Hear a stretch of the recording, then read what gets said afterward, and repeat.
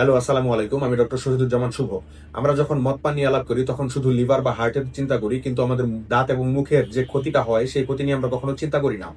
মদ পানের কারণে দাঁতের এবং মুখের অত্যন্ত জটিল কিছু রোগ হয়। এর মধ্যে এক নাম্বার হচ্ছে ওরাল ক্যান্সার।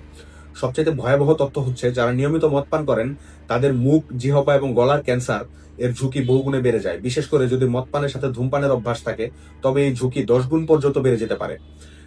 এছাড়া দাঁতের এনামেলের ক্ষয়। আমরা জানি যে অ্যালকোহল অত্যন্ত অ্যাসিডিক। এই অ্যাসিড দাঁতের শক্ত প্রতিরক্ষা স্তর বা এনামেলকে গলিয়ে ফেলে, ফলে দাঁত শিরশির করে এবং ধীরে ধীরে ছোট এবং পাতলা হয়ে যায়। গাম ডিজিজ বা মাড়ির রোগ। অ্যালকোহল শরীরের রোগ প্রতিরোধ ক্ষমতা কমিয়ে দেয়, এতে মাড়ির ইনফেকশন সহজেই হয়।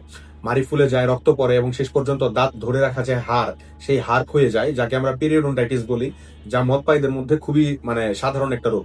জেরোস্টেমিয়া বা শুষ্ক মুখ, ড্রাই মাউথ।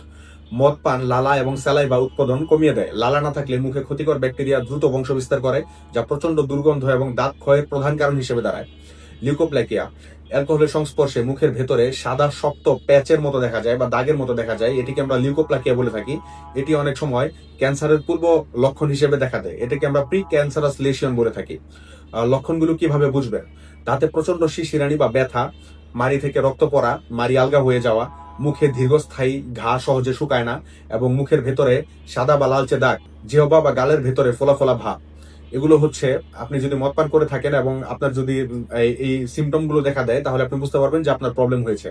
আপনার হাসি আপনার ব্যক্তিত্বের পরিচয়। সো মদ পান আজ থেকে ছেড়ে দিন এবং আপনার সুস্বাস্থ্যকে প্রায়োরিটাইজ করুন। আপনাদের যদি কোনো প্রশ্ন থাকে আমাদের কমেন্ট বক্সে জানাতে পারেন এবং আমাদের চ্যানেলটিকে সাবস্ক্রাইব করে নিতে পারেন। ধন্যবাদ। আসসালামু আলাইকুম।